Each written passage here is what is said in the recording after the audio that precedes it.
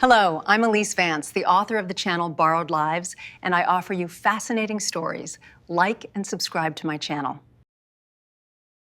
On the evening of our big restaurant opening, my junior chef decided to test Julian with 3 simple questions before the critics arrived.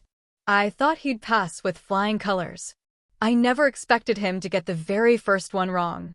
What's Nora's favorite ingredient to cook with? Without missing a beat, Julian blurted out, truffle oil. What's her signature knife brand? Shun.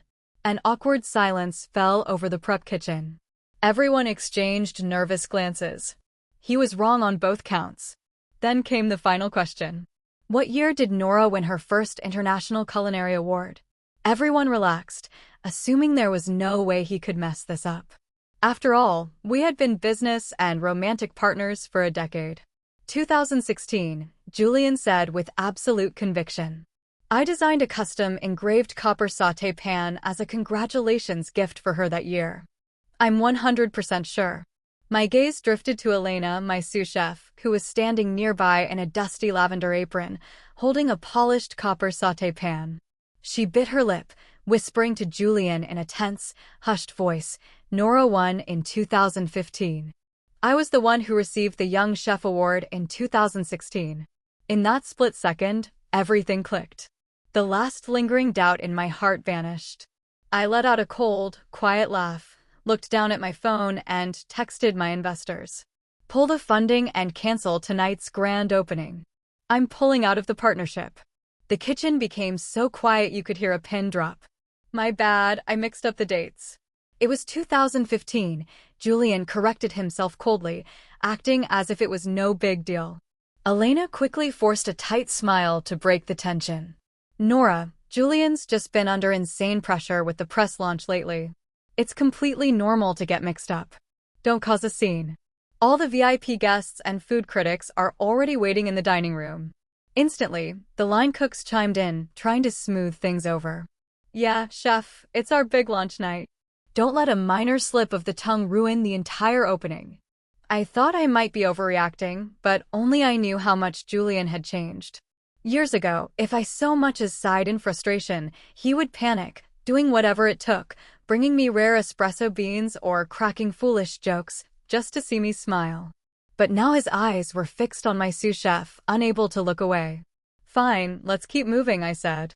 I didn't want to create chaos for the suppliers who had flown in from across the country.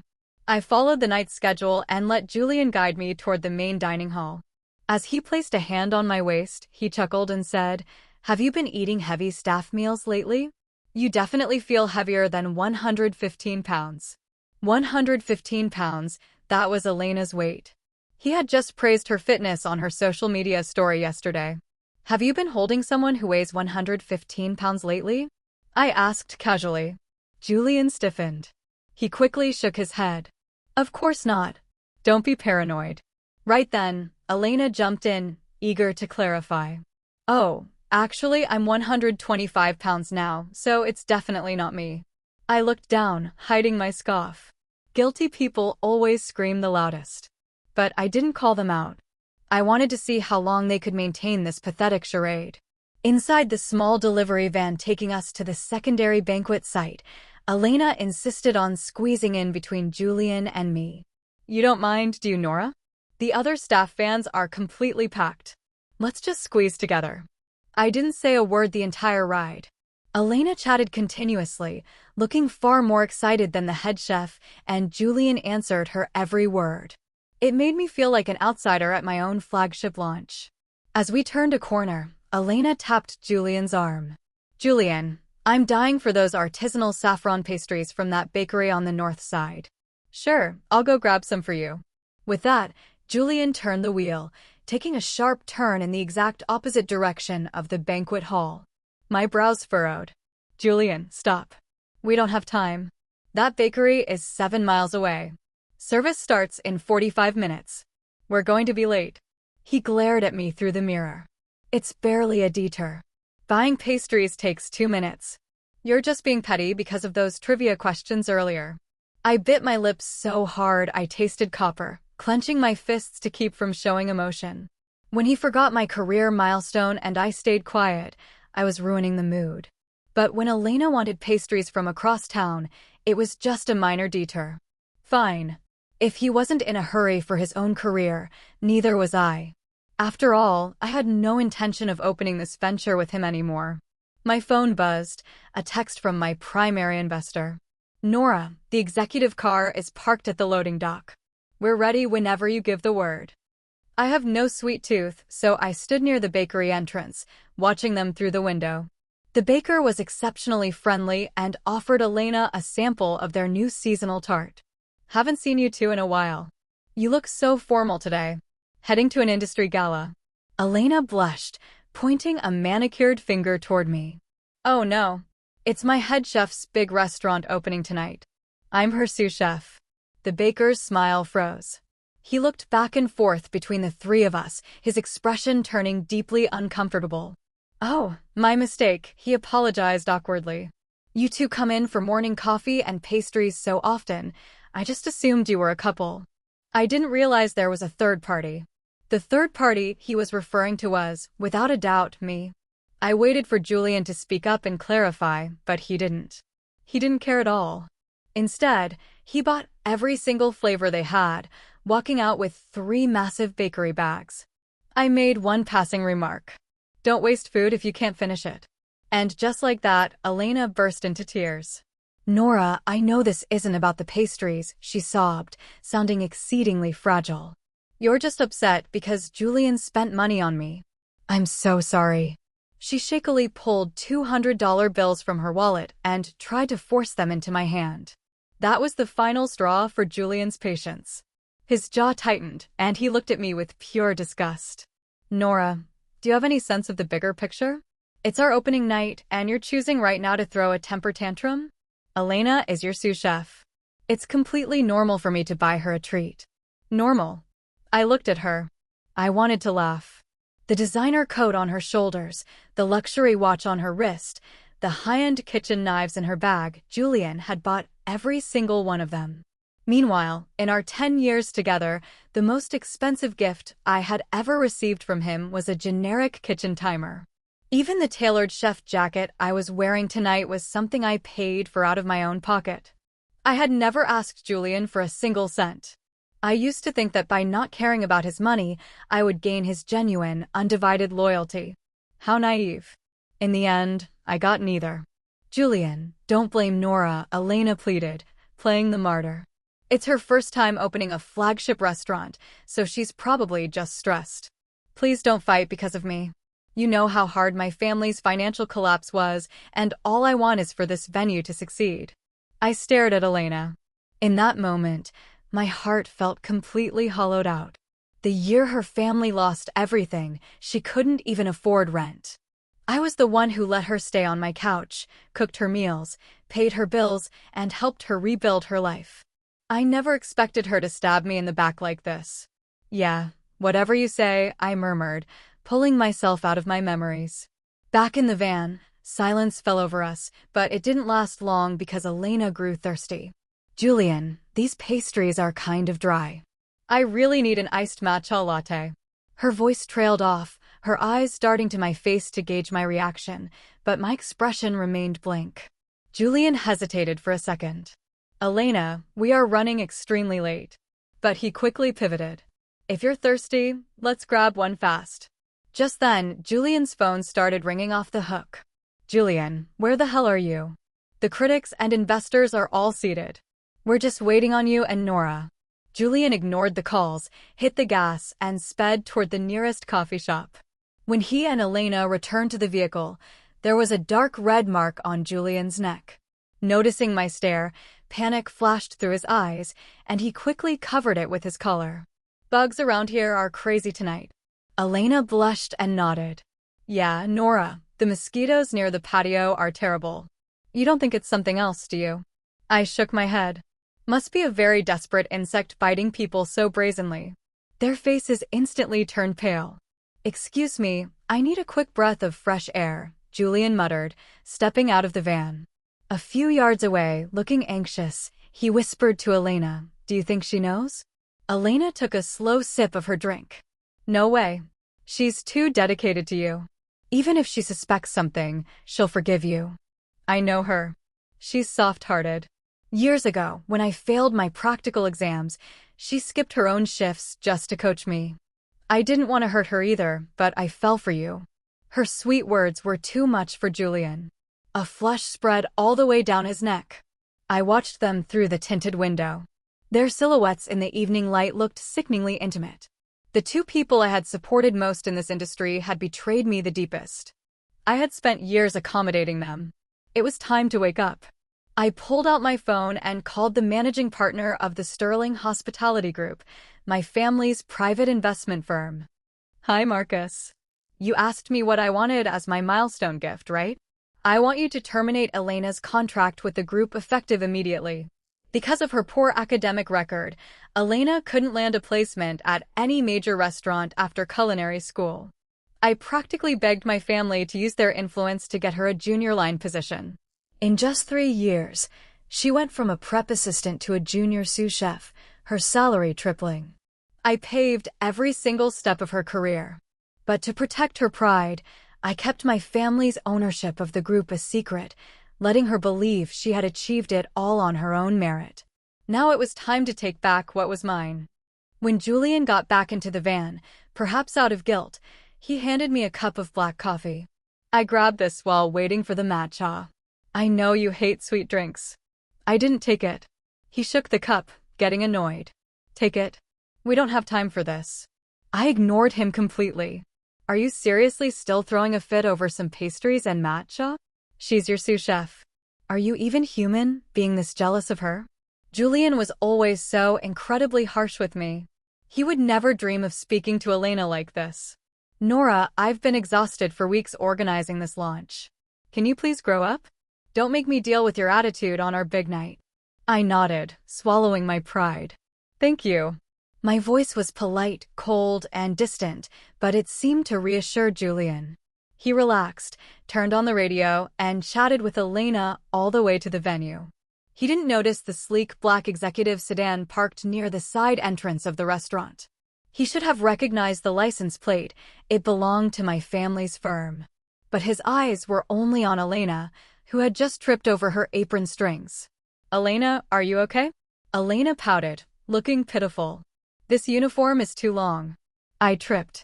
Julian shot me a glaring look. This is your fault. Why did you order such an awkward size for her? He forgot that Elena was the one who had insisted on that specific custom cut. She's hurt. I'll carry her to the staff office first. Find your own way up to the kitchen. Before I could answer, he swept Elena into his arms and walked straight toward the elevator. I gathered my heavy chef coat and slowly made my way to the private suite. I could have left right then, but if I was going to leave, I had to take my head pastry artist with me. I was the one paying her personal contract, after all.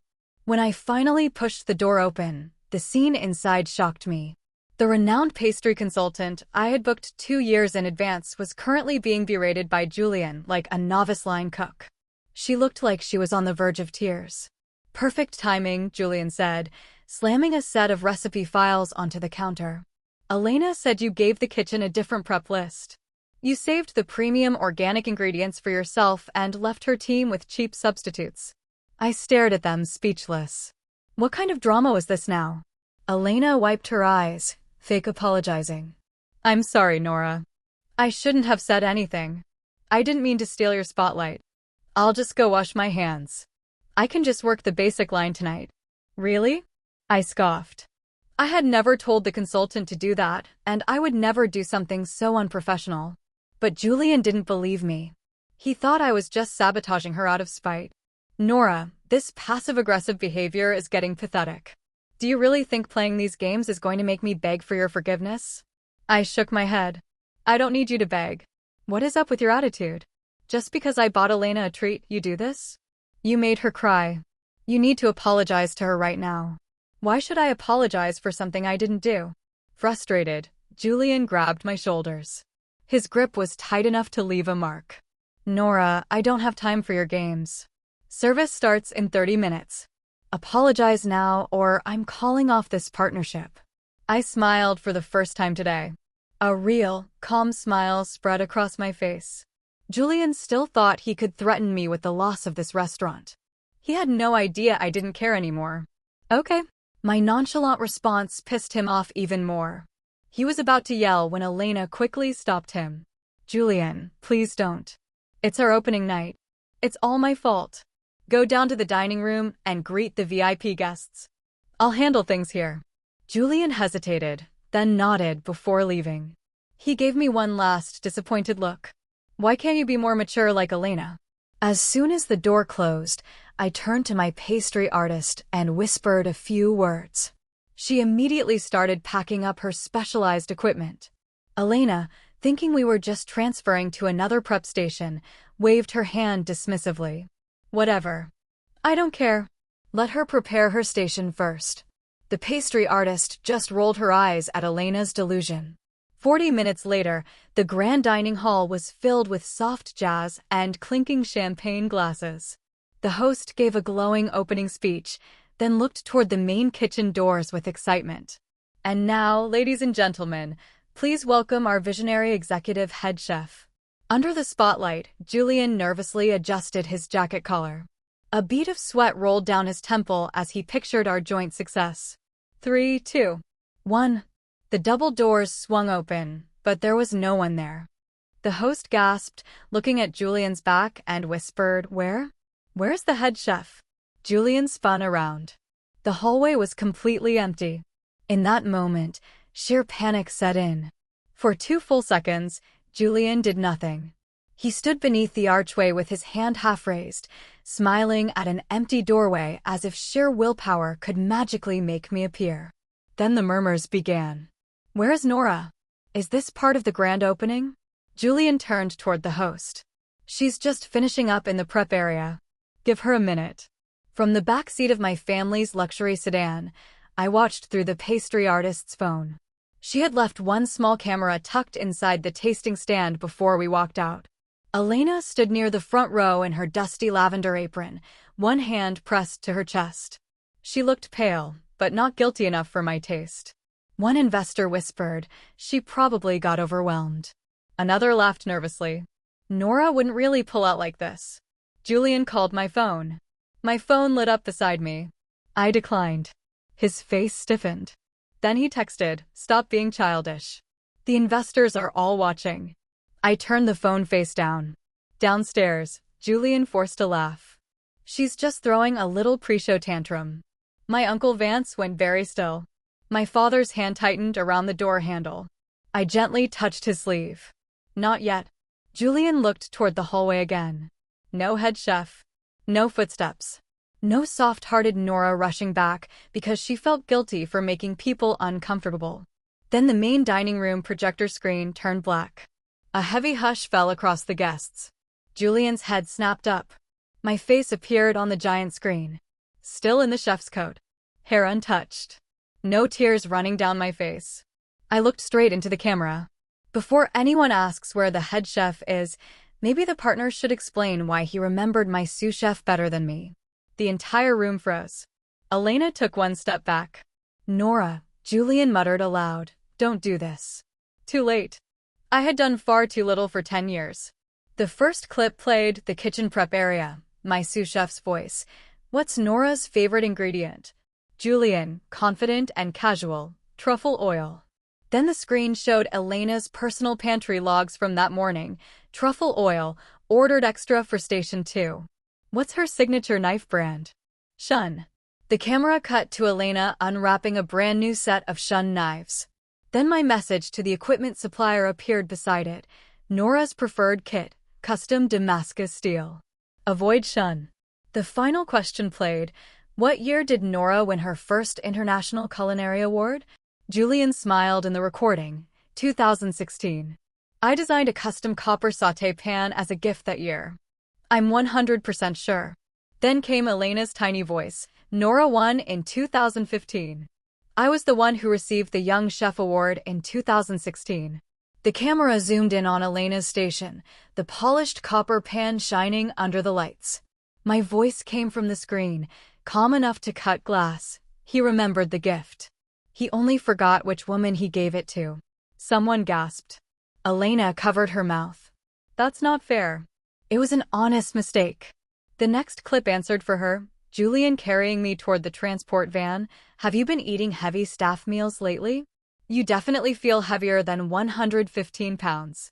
A screenshot of Elena's social media story flashed beside it. Julian's comment from the day before. Still 115? Keep up the training. Then my voice in the van. Have you been holding someone who weighs 115 pounds lately? Elena, too quick to defend herself. Oh, actually, I'm 125 pounds now, so it's definitely not me. The guests were no longer whispering. Phones came out. The screen changed again. Bakery footage. The baker smiled awkwardly at Julian and Elena. You two come in for morning coffee and pastries so often. I just assumed you were a couple. I didn't realize there was a third party. The third party, me. In the dining room, Julian's main investor covered his face. Julian went beet red. Turn it off. No one moved. The clip continued. Elena crying beside the pastry bags. Julian glaring at me. Elena is your sous chef. It's completely normal for me to buy her a treat. Next, the coffee shop parking lot. Elena coming back with matcha. Julian's red mark on his neck. His hand covering it. Bugs around here are crazy. Then my voice, light and dangerous. Must be a very desperate insect biting people so brazenly. A few guests choked on their wine. The screen cut to the entrance. Elena tripping. Julian carrying her while I stood behind with the equipment bags. Find your own way up. My uncle inhaled sharply beside me. I kept my eyes on the screen. Then the private suite. Julian berating the pastry artist. Elena wiping tears. I can just work the basic line tonight. Julian's hands on my shoulders.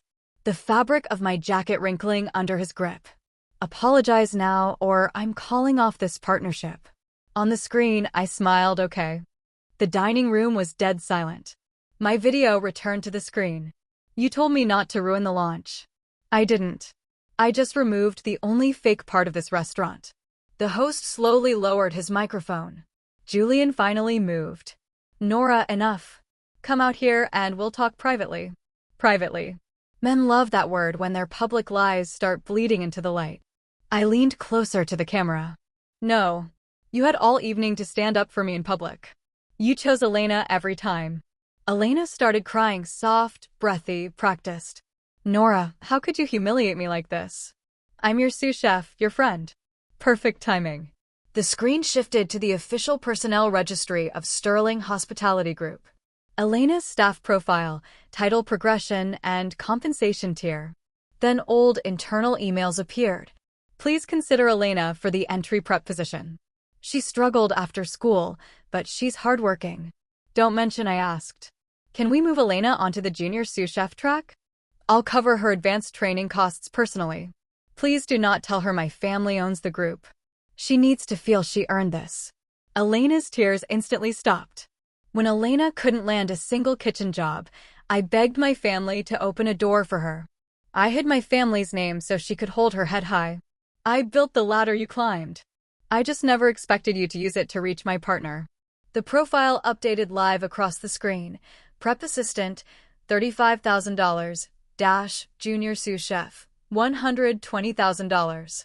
A video call window opened on the screen.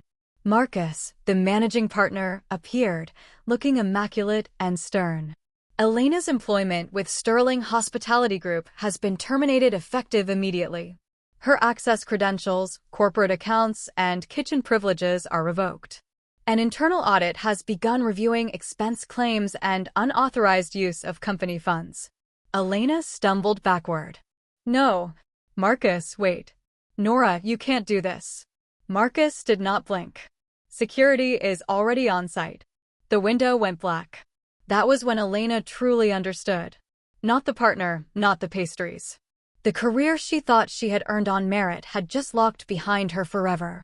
Julian looked at the screen, then at the stunned crowd. Nora, this is insane. You're destroying her career just because you're jealous. My father opened the main doors of the dining hall and walked in without raising his voice. The atmosphere in the room shifted instantly. Some high-profile investors recognized him right away, others simply recognized the absolute authority around him. My mother followed, her chin held high, her eyes cold enough to freeze the entire kitchen line. Julian's father stood up so fast his chair scraped loudly against the floor. "Mr. Vance?" Julian turned slowly, all color draining from his face. My father looked at him like a bad contract he was glad he hadn't signed. "My daughter was ready to build an empire with you. You were ready to exploit her." Julian swallowed hard. "Sir, I didn't know." My voice cut through the speakers one last time. "That is the problem, Julian. You knew everything about Elena and almost nothing about the woman standing next to you. The investment funds, the venue lease discount he thought was just good luck, the VIP guest list filled with contacts he had bragged about making one by one. He watched every single bridge burn to ash. My mother faced the gathered critics and investors. We came prepared to toast our daughter's big opening tonight. But we are even prouder to drive her away from a sinking ship." The room erupted into chaos. Julian finally snapped, turning on Elena. "This is all your fault." Elena turned on him just as fast, her voice shrill. "My fault. You kept complaining. You kept asking for attention. I was just being nice. You bought me those gifts because you wanted to. You pursued me. You carried me in front of your own head chef." Guests gasped. Dozens of phones were raised higher. Elena's face twisted in rage. "You told me Nora was boring. You said she didn't understand your ambition. You said after the grand opening, once the restaurant was stable, you'd figure out how to push her out without looking like the villain." Julian's eyes went wide with panic. "Shut up. No, you shut up. You said I was the one who really inspired you." Funny how fast soulmates become hostile witnesses when the money leaves the room. Julian looked around the room, desperate and frantic. "She's lying. She's completely insane." Elena laughed bitterly through her tears. "Now I'm lying? You remembered my culinary award year at your own flagship launch, Julian." That blow landed squarely. The host turned toward my father with helpless dignity. "Sir, should the ceremony continue?" I answered through the speakers before anyone else could. "There is no restaurant opening tonight. The project is officially canceled." The words settled over the grand dining room. Clean. Final. Julian took 2 desperate steps toward the exit doors. "I'm going to find her." "Nora, wait." My father's private security detail instantly stepped in front of him, blocking his path. My father didn't even raise his voice. "You will not step near my daughter today. You had 10 years to walk beside her." Julian stopped dead in his tracks. For the first time in his life, he looked truly terrified. My face returned to the display screen one last time. "My family's investment was never your personal vanity project. And after tonight, neither is my silence." The screen cut to black. The house lights brightened completely. There stood Julian beneath the designer lighting, a head chef without a kitchen, a partner without a venue, a future stripped down to nothing. Elena stood a few feet away in her dusty apron, no longer a junior sous chef, no longer the rising talent, no longer anything except the subject of 50 recording phones. Guests began filing out in quiet disbelief. Investors made calls to cancel wire transfers. Industry critics deleted their draft praise in real time. One food blogger muttered that even the prepped appetizers looked embarrassed. Inside the private sedan, I finally exhaled a long breath. My mother pulled me into her arms before I could pretend I was fine. I didn't sob out loud. I had used up all my noise surviving the evening. I simply leaned against her shoulder as the city lights blurred beyond the glass. My father sat across from us, silent and stern. After a long moment, he reached out and touched my hand. "Sweetheart, I was ready to fund your dreams tonight. I'm even prouder to drive you away from people who tried to steal them." That broke something open inside me. The pastry consultant quietly passed me a tissue. "For what it's worth, chef, you're the most composed person I've ever seen dismantle a betrayal." I laughed through my tears. It sounded raw, but entirely free. My phone vibrated continuously until the screen seemed to tremble on its own. Julian. Julian. Julian. Elena. Unknown numbers. Line cooks. Julian again. I flipped the switch and turned it completely off. For 10 years, I thought maintaining the peace meant keeping quiet. Tonight, Silence felt like locking a heavy iron vault. The lease documents for the venue were revoked the very next morning. I walked into the management office myself to sign the cancellation papers. The property manager recognized me from the viral clips circulating online, but had the courtesy not to ask unnecessary questions. My mother waited in the car, but I insisted on finalizing the paperwork alone. Not because I felt invincible, but because I needed to dismantle the venture I had built with him using my own hands. Outside the building, Julian was waiting on the sidewalk. He looked as if he hadn't slept a single second. His designer suit was crumpled, his hair disheveled. Nora. I kept walking right past him. He stepped directly into my path. Please. Just give me 5 minutes. You took 10 years, Julian. I think that's more than enough. His face twisted in agony. I made a mistake. A stupid, reckless mistake. No, Julian. A mistake is misreading a recipe. You remembered another woman's entire life while standing next to me. He flinched as if struck. I was under so much pressure. Elena kept coming to me, needing help, and You liked being needed by someone who didn't know how capable you actually weren't, I cut in coldly. That's not fair, Nora. Neither was turning me into a third wheel at my own restaurant launch. His eyes turned red, rimmed with desperate tears. I still love you. We built everything together. No, you loved that I was loyal enough to tolerate what you were too cowardly to admit. He reached out to grab my hand, but I took a firm step back. His fingers closed on empty air. We can still fix this, he pleaded, his voice cracking. We can open a smaller place. Just us. No investors, no drama.